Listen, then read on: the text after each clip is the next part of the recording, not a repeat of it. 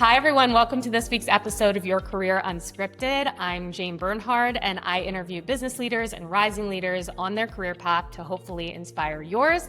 I'm here with Isaac Sundsted, who I'm very excited to speak to. Isaac has had a circuitous career path. He started as a sign language interpreter turned strategy consultant, exited into business development at Xbox, and now leads the gaming partnerships team at Samsung. He's worked in everything from meatpacking plants to early augmented reality and is fascinated by helping ideas be successfully translated between people into action.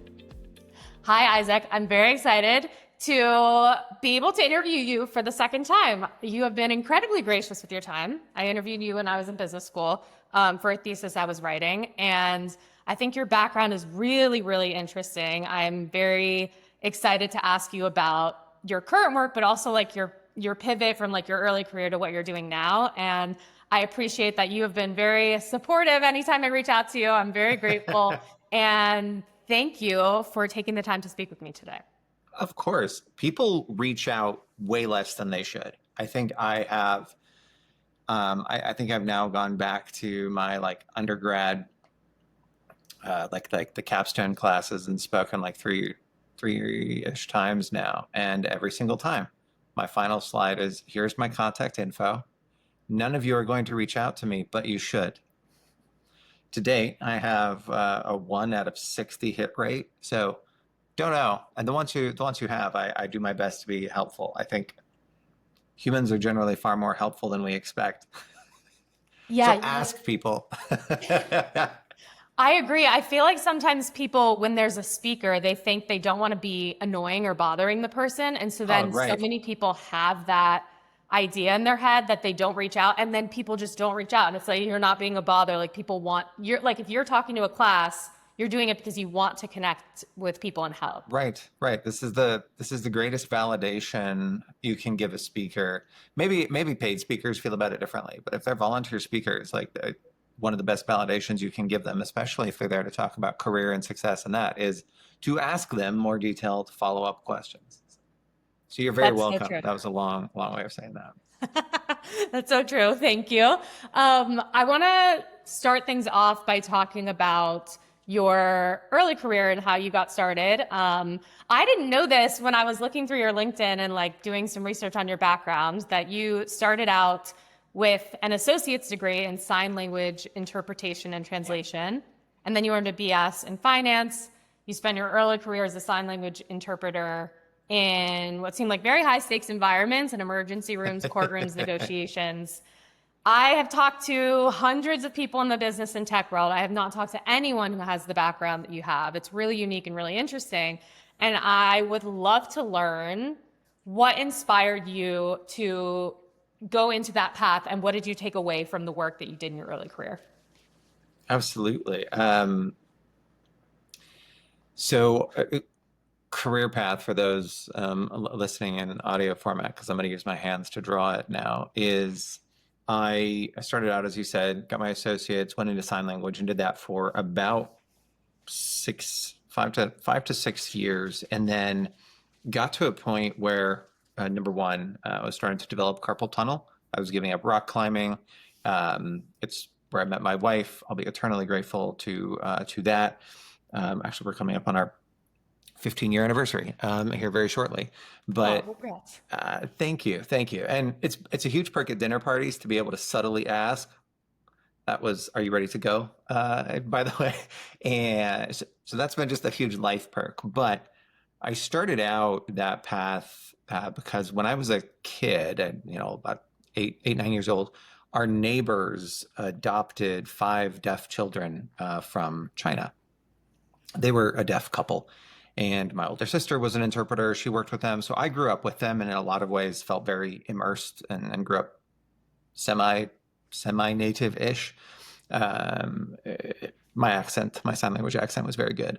That was the path that I went on for a while. And then at the time, Front Range in Denver had a very good interpreting program. It's what I thought I would want to do forever. So I just went through the program and I got my certification. As I said, carpal tunnel starts to set in. You're using your hands very differently than people who just are conversant in it. It's similar to the way that professional singers have vocal injuries, but we generally don't, just as humans. So was looking around, trying to figure out what else I could do long term. I knew I wanted to do something that felt a little bit more scalable, that I could multiply my impact and my value and therefore compensation. And I had a few friends in consulting, and to quote one of them, consulting firms hire people with weird liberal arts backgrounds. So I took the wonderful step of going back to school mid late 20s to finish off my bachelor's in finance. Felt like it would be helpful to transition into consulting. I did that at Colorado State. That was a fun journey. I think I'm the middle of 7 kids. One of my sisters went to nursing school, but otherwise I'm the only other one to go through college. And I think something that you are not taught when you're coming from that kind of background is that companies recruit differently from different colleges. I think I sort of saw, naively, but I sort of saw all these undergrads as more or less equal in terms of the education you get out of it. Obviously, if you go to an Ivy, like, sure, that feels very bougie and special. Again, coming into it from that perspective. So went to Colorado State because it was local. I could keep working full time. You're my finance undergrad, and then knew I wanted to get into consulting. Well, as it turns out, the top strategy firms do not recruit from Colorado States, and actually, that like tier 2 and tier 3 term firms generally don't either. I had my resume handed back to me by a Deloitte recruiter at a career fair one time. That was super fun. But as I said, Oh my gosh. I also didn't get into Harvard, so apparently it is harder to get into Deloitte than Harvard. That's for all my Deloitte friends out there. I was undeterred and decided that I still wanted to go to consulting. So I had asked around, and at the time there was a gentleman, Henry Fong, who volunteered at the CSU Career Center. He was a former GE exec, massively impactful on me and several of my classmates from the finance club there. He took a lot of time out to invest in us and really focus on how do you take kids from very, very blue collar families, blue collar backgrounds, and teach them like how even to open that door and look like they belong. And it worked out great. One of us is now at a regional investment bank in Denver. The others went through Goldman Sachs, Credit Suisse, and then Isaac ended up in consulting. But the way I did that, I called a student career center of a Southern California unnamed university, and I told them that I was very sorry, but I lost the recruiter's info from the career fair last week. Could they please give me the recruiter contact info for the primary consulting firms? So I did. They did. They were very, very helpful to me. And then I proceeded to email those recruiters every Friday for about 3 months until Accenture interviewed me, and then that went to an offer. It's a very long answer to your question, but that's how I went from interpreting to consulting. I love the stories. That's one of my favorite things about doing the podcast is just hearing people's personal stories. And I love that you reached out to just like a California school to ask that. Very resourceful. I'm curious. So when you get to consulting, I know you mentioned you got your BS in finance, so you had experience there. But when you went into consulting, it seems like it was like your first consulting job. Yep. And that must have been such a different environment than what you were in previously as an interpreter. Can you talk about the shift from one environment to the next and the process of growing a different set of skills? And I ask that because I feel like a lot of people talk to me about career pivots because like me coming from acting, I like made a big career pivot and find talking about how much of a struggle it was because it was just like a shock when I went into something totally different. Yeah.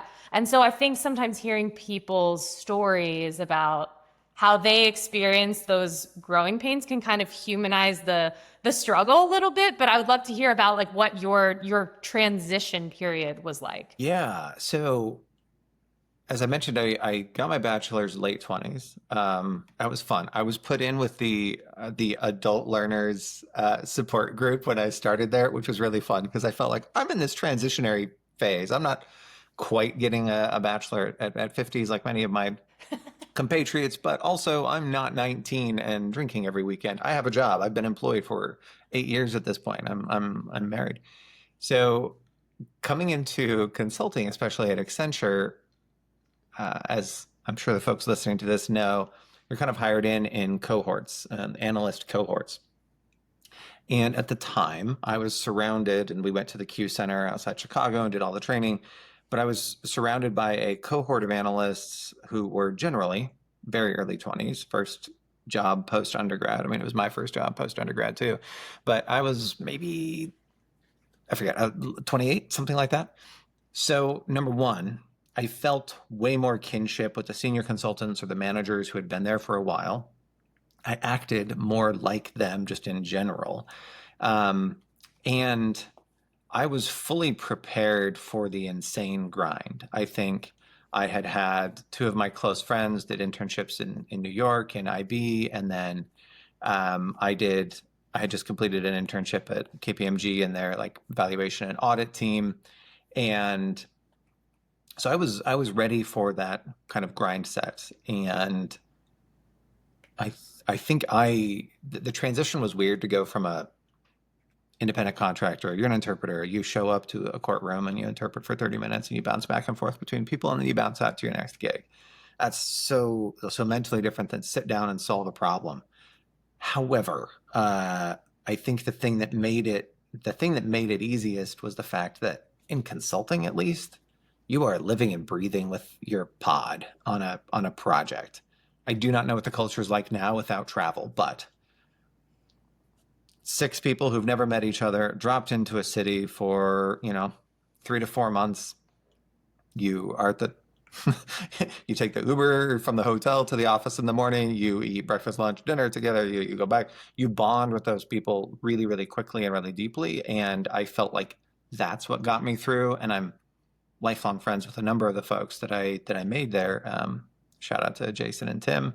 I think that the people really helped, but the toughest thing of it all was learning to read like manager signals. I think, and that's something that I still probably over index on, to be candid. I think, and also, right, like I come from interpreting. The whole job in interpreting is to understand what somebody means, not what they're saying.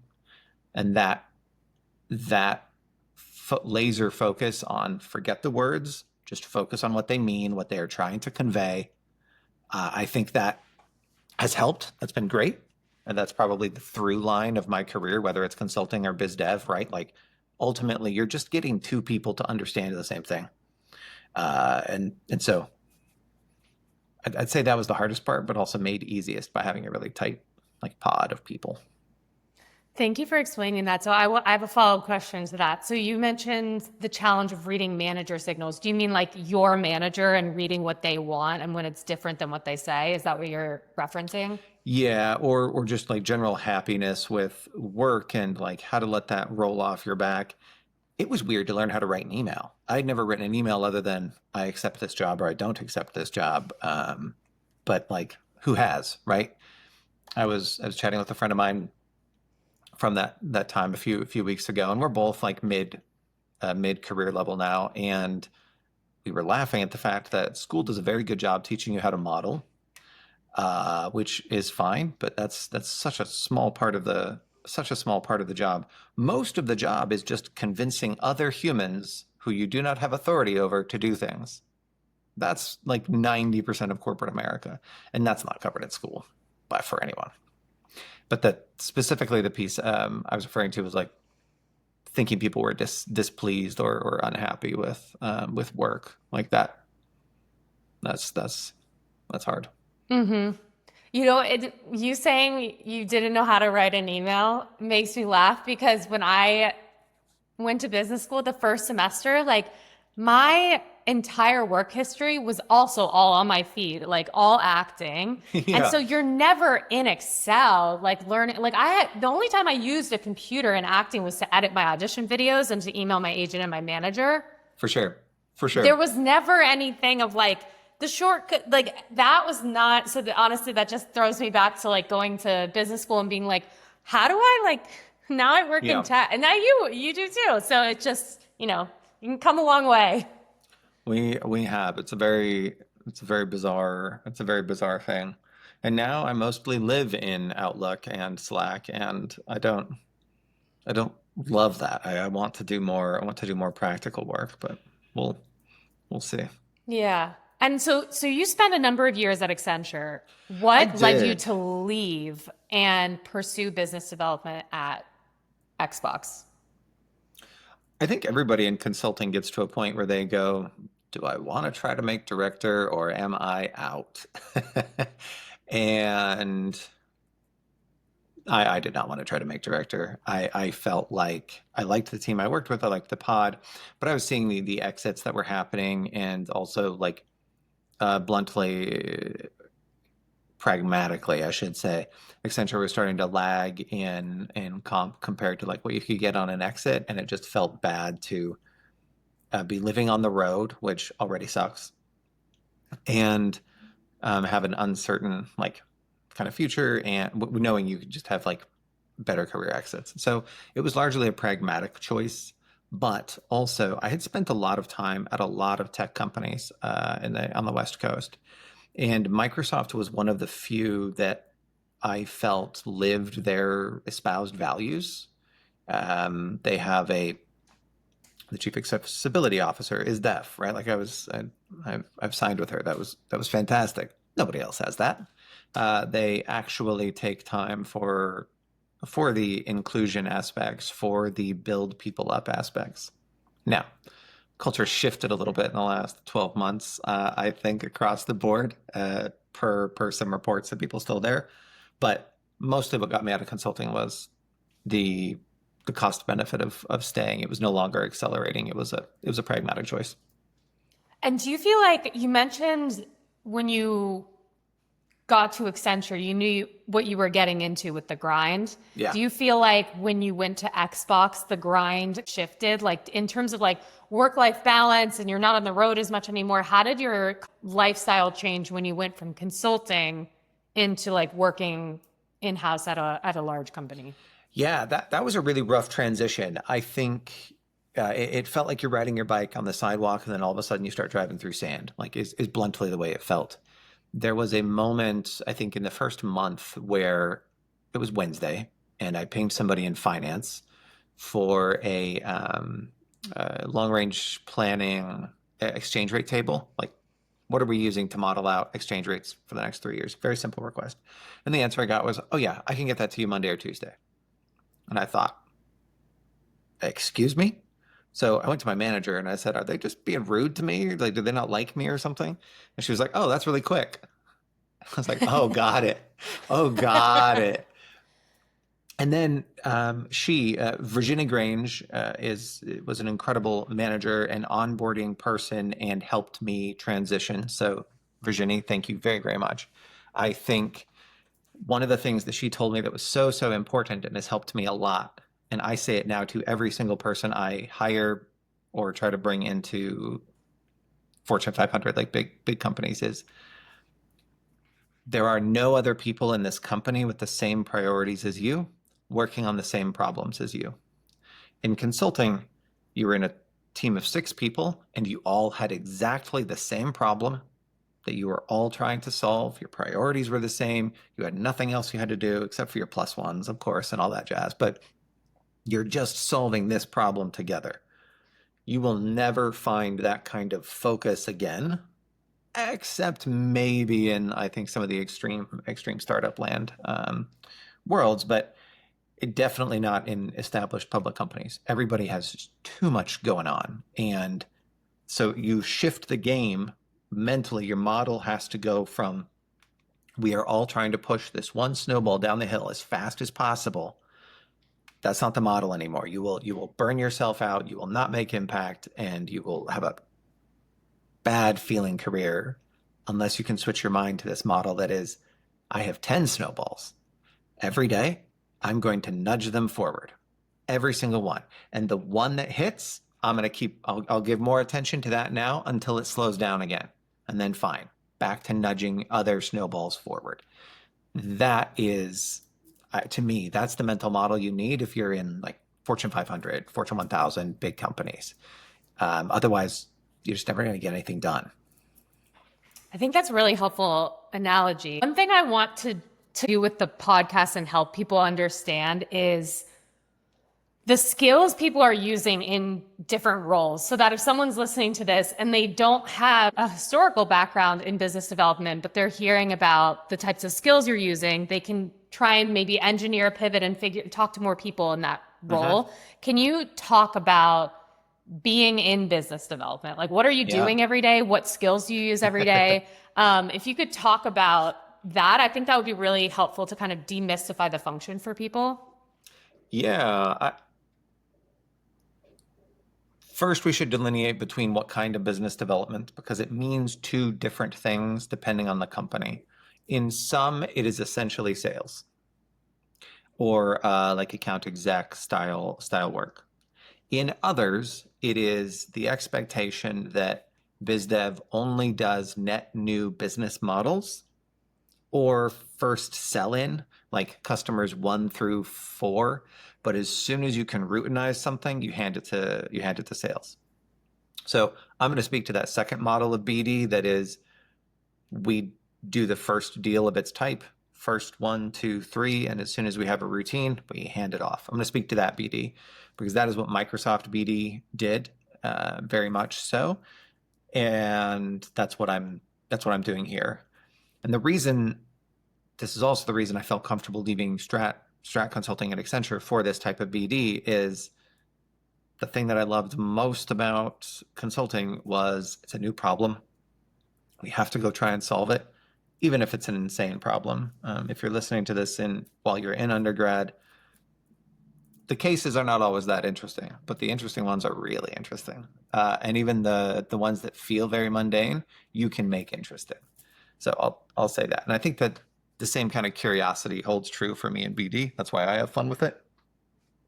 So this model of BD, you need stubbornness. Stubbornness and resilience. You will be told no so many times. And getting a new type of deal done, and I am setting aside experience at like small startups. I have not worked at small startups. They operate under a different mindset. But at a big Fortune 1000, to get something new done is very hard because people are risk averse naturally. P&Ls are very protected. So to do a new type of thing is complicated. One of the first projects I worked on at Xbox was the launch of cloud gaming and our partnerships with telcos globally. Telcos are hard to negotiate with. They have very specific terms. They have really tight margins. They have uber high CAC, and solving the business problem for them and solving the business problem for us at the same time, that is the core of BD, is figuring out how do I maximize the pie for each of us in an equitable way. I think there are some teams who view it as your responsibility to maximize your company's pie, and it's their responsibility to maximize theirs. I think you get farther if you do that mutually, and you both come to the table with what do we want to get to. So in BD, this type of new biz dev, I think the skill is a lot of listening and looking for signals. You should constantly be looking for new ideas, new partners. Like, just talk, listen, build that network. Selfishly, it's a good career to be in because you just have an excuse to actually just network and ask people what interesting problems they're solving. That's the go-to question. What's the biggest problem you're solving right now? Because people love to tell you that. And then that very quickly leads to some solutions. But in BD, it's listen, listen to try and find the solution, and then stubbornly trying again and again and again. Tweak it, submit it, tweak it, propose it, tweak it, propose it. You'll get there, but it's a lot of stubbornness and resilience to get there. I don't think that there's sure, we can the negotiation part of it, the being able to write good contracts, but you'll have legal for that.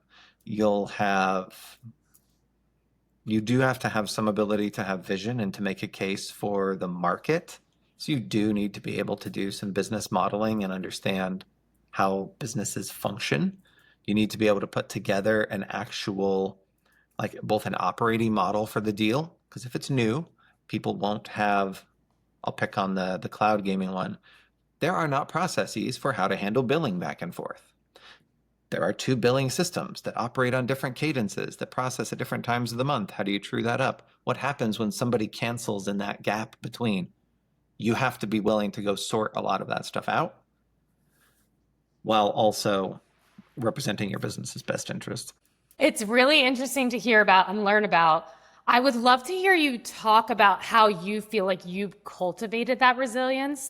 Do you feel like over time, when you got a bunch of no's, it built your capacity to kind of bounce back? Because even now, when I think of, like, I feel like I've been rejected by everyone and everything in the world, from like going from acting to like you're just rejected all the time. That's right. But I That's right. I very quickly learned in business school that sometimes there's like everyone comes to the concept of rejection with different experience. So like I'm used Right. to being rejected every 2 seconds. So like if I'm rejected from something, it's kind of like join the club, join the lineup. Right. It's 100%. it doesn't faze me because like I've spent most of my life being more rejected than I have been accepted. But I did learn when I went to Columbia, I think people can sometimes take that really hard and really personally, which makes sense if you haven't experienced that 1,000 times. So Yes. what has your experience been like with that, whether it's like in getting a job or just in terms of what you're saying and Yeah. building the resilience of getting no's working in business development? Yeah. Choose to have a better problem. So your problem is either you don't have the deal done or somebody said no to what you proposed. I know which one of those I would rather have. So pick the better problem and just launch yourself again and again into, they said no. Okay. I'm going to tweak this thing and ask somebody else, right? Like it's that, or it's not 14 no's, it's 14 tries at yes. It's whatever spin you want to put on it. I think one of my friends, we were discussing this because it came up in an interview at work as we were talking, and one of the people was like, Isaac, I feel like you're a very glass half full person. And I had never really thought of myself that way. So I asked another friend of mine about this, and he was like, yeah, you're more of the kind that just demands the glass be full. And I was like, yes, I think that's very true. Like, choose a better problem, expect that you get to move forward, know that people are scared, and exactly what you just said, it's not necessarily personal. Like, you have to pull back and take a step back and look at why this person said no. Also, people have reasons for saying no, so figure out why they said no. It's not that part is not rocket science. That's a lot of intuition. That's a lot of discussion. But generally, it comes down to worry. People say no because of fear.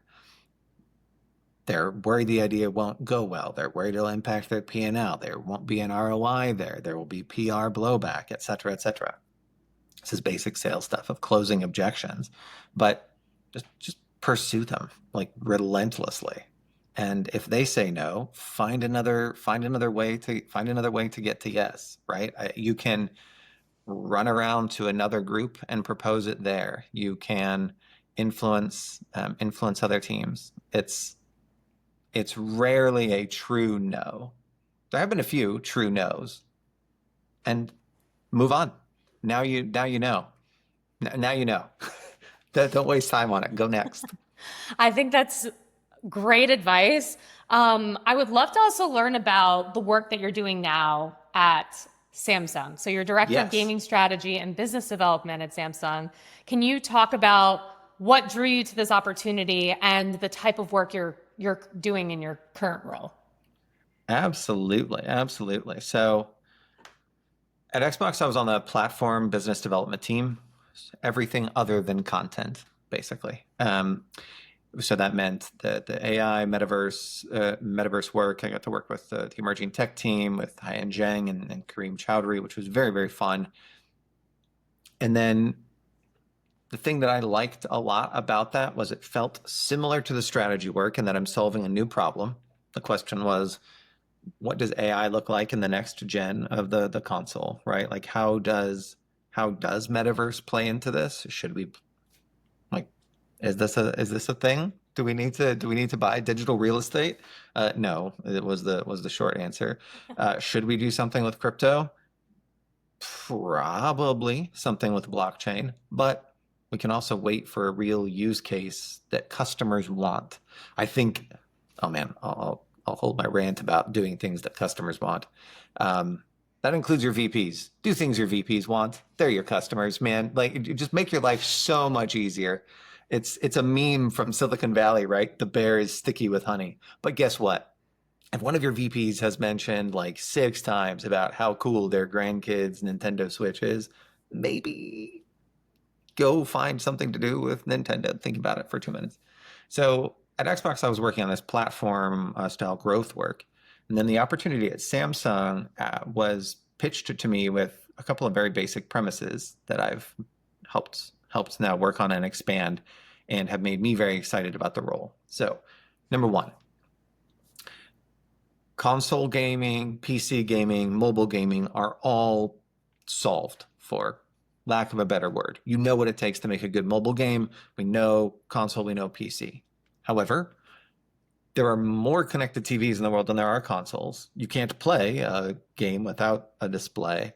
And yet, somehow, this whole platform that has very recently become like smart, playable, interactable does not have its own native gaming ecosystem. There's lots of games that are on CTV. You can stream your Xbox games. You can stream PC games through Amazon Luna, Stadia, no longer Stadia, GFN, etc. But there's no CTV gaming. So hypothesis one, that should be its own industry of connected TV games. That tagged with truth number two, which is Samsung has been the number one seller of smart TVs for almost 2 decades now. So they have a dominant position in terms of active users. They have the reach, they own the OS, they own the platform, but we don't know what kind of content works. Man, that's a cool problem set to come work on. How do you build content for this TV that we don't know how it will be monetized? We don't know what the controls are. We don't know what the play session's like. We don't know any of that. That's really, really cool. Samsung's been investing in this space for 4 or 5 years pretty heavily now. And I think we're getting to a place where we're able to scale. We announced a couple of new mini games at Samsung Newfronts in May. And then we should have, per that announcement, we'll have about 10 more coming this year. And I get to work on that. That's really, really exciting. Let's build new games for a new platform and figure out how to make it work. Going 0 to 1, 1 to 2, that's my favorite place in business. And we combine that with the fact that on TV, there's another huge challenge, which is user behavior. When you pick up your phone, it's relatively easy to get you to get a game because you intend to interact with this when you pick it up. When you sit down at your PC, your intention is to interact. When you sit down in front of your TV, your intention is to be passive, eat potato chips, and watch Love Island. That's the intention. So to get people to go from lean back to lean forward is another massive, massive challenge for us. So we are, and this is the work I get to do now, is we are working both with partners and internally to figure out how we kind of blend interactivity into your TV experience. Will people play a game that you sit down, you're waiting for roommates, partner, or somebody else to come down and sit and watch with you? Will you play a game for 2-3 minutes? Maybe. Maybe you do that instead of scrolling TikTok on the phone. Don't know. You pause, get snacks, popcorn, a break. Can we do something to fill that time other than picking up TikTok? Question number one. Number two is, can we build more on the fact that this TV is always there? You can't see it because it's behind the camera, but there's a large black rectangle in my living room that I walk by all the time. And it spends most of its time as a black rectangle. That seems kind of dumb. I paid a lot of money for it. It's there, and it's just taking up space, not doing anything useful for me in that time. That's a mode that's not true for phones. Your phone doesn't spend most of its time as a big black rectangle in the room. So we're getting to experiment and try a lot of things with partners. My team manages both on the TV side and the mobile side of gaming for us, all of our partnerships. So on the mobile side, it's a similar foundation of the problem set, which is market leader in phones. How do we build more interactive experiences on the phone and lower barriers to entry? Really interesting. I appreciate your genuine curiosity to solve new and difficult problems. If someone is listening to this and they're maybe an undergrad in college or they're in business school or they're early in their career and they're hearing you talk about the work that you're currently doing and they want to follow in your footsteps, what advice would you have for them? That is a good question, and one I was thinking about beforehand, and I think I still struggle to answer it because I love the path that I've been on. I am incredibly grateful for where it's brought me to, and I wouldn't change anything about it, but also I wouldn't recommend it. I think we have, I think I think one of the ways that I try to live life is a deep gratitude and appreciation for what is. I don't. I do my best to avoid using the word should, and just embrace the what is. And so if you're looking to follow in this career path, I think look for the next thing that opens and like jump into it with both feet, which is unhelpful. Not unhelpful. I think that's a little bit of a like an overstated thing. But what we look for now, as we look for folks to bring onto the team, is we look for folks who have solved problems regardless of scale and are able to bring that to our environment. I think we're looking for folks that have demonstrated resilience, that have been willing to fight through hard things to get the right thing done. But more like very, very tactically, if you want to follow in this path and you want to do BD specifically for new products, you'd have to network. The world of you have to network and take people's advice. If somebody just so senior gives you advice, generally take it. Like they're not. It is an incredibly small percentage of senior folks who are there accidentally. A very, very small proportion. You will be surrounded by folks who have done this many, many times and have good advice. I would trust their advice. Ask people. This is just networking advice. Ask them who else you should talk to.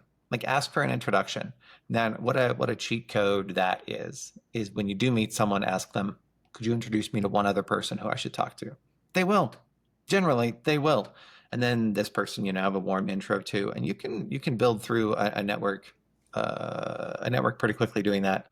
The other thing that will come up, like it always comes up, actually doing deal experience, like legal contracting experience, matters much, much less for new biz dev than I think people expect. It is an entirely learnable and coachable skill, and you will always have legal reviewing your work. You will have a much easier time of it. This is a better way to answer the question. You will have a much better time getting into BD if it is an area that you're an expert in. Once you are into it, you can move to other BD more easily. The reason I got the job at Xbox was, one, I was part of the gaming practice at Accenture, so I knew gaming very well, but they needed people who knew telcos, and I had spent a good year and a half of my life working on telco strategy operating model deals. So I understood the mindset. I knew how those companies worked. So for them, it's a person who knows gaming and knows telcos and can put together a business case. Great. There's not a lot of that. So I leverage that specialty and then try to move around. I think that's very tactical advice. I think all of that was helpful. Also, you saying that you appreciate your journey, but you wouldn't recommend it. Same. Right? Right? There Yeah. are better ways to do this. Yes. Oh my gosh. I've never thought of it that way, but that's so true. Because like when I think of my own journey, I'm like, I'm really glad that I made the pivot. I wouldn't recommend it at all. So Yeah. I appreciate that. 100%. It made you who you are, and it is your story. Also, one other thing, love your story. I felt very self-conscious for a long time telling folks that I went to get my bachelor's later, that I started as an interpreter. And it was not until I really started owning that and loving that part of my story.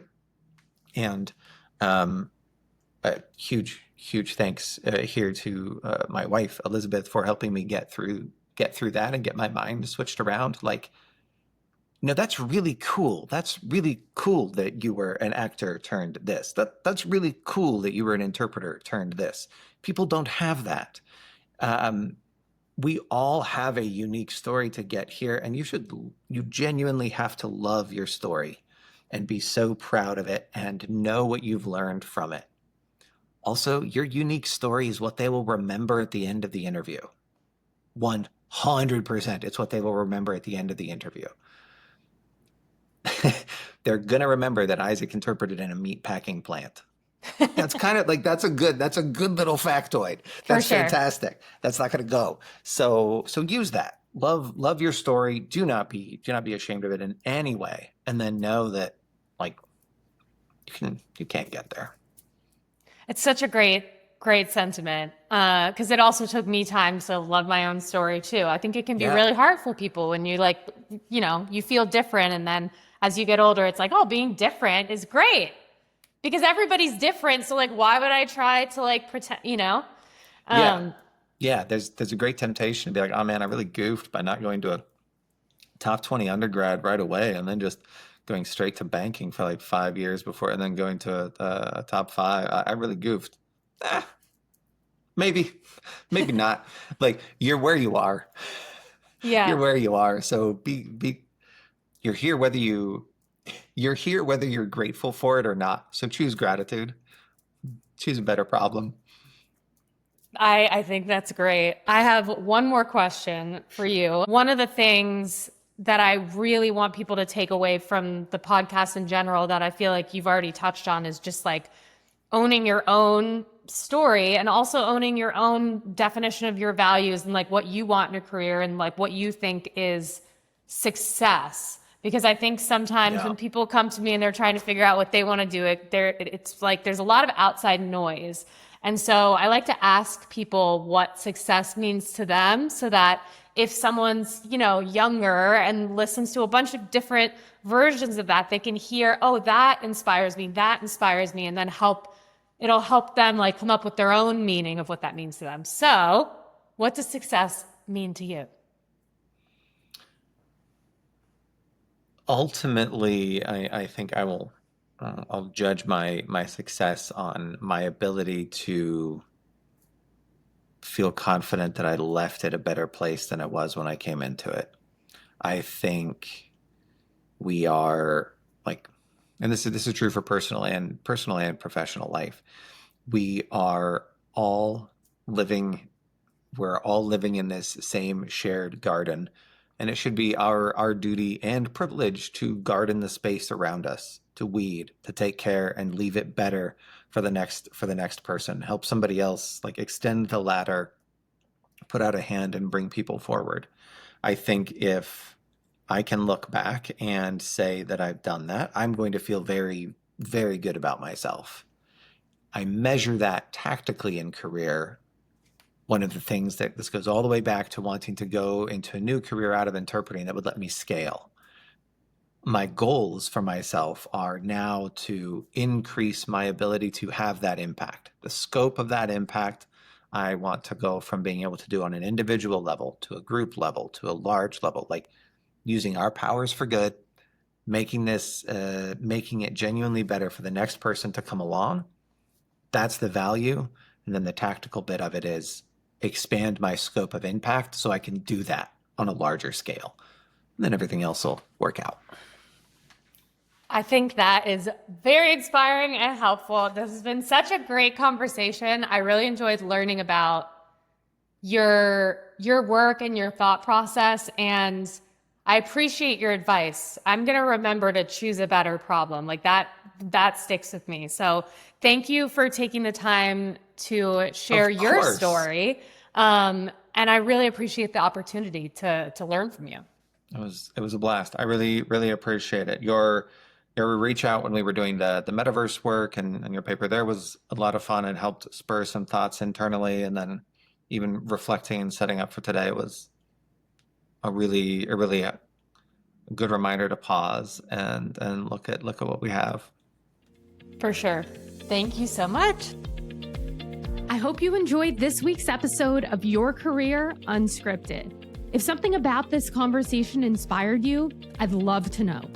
Feel free to message me on LinkedIn at Jane Bernhard if there's a guest you'd want to hear from, or if there's a type of background you'd like to learn from, and I'll do my best to make it happen. If you enjoyed the content, please subscribe to my Substack and follow the series here. And perhaps share it with a friend who may need some words of encouragement. See you next time.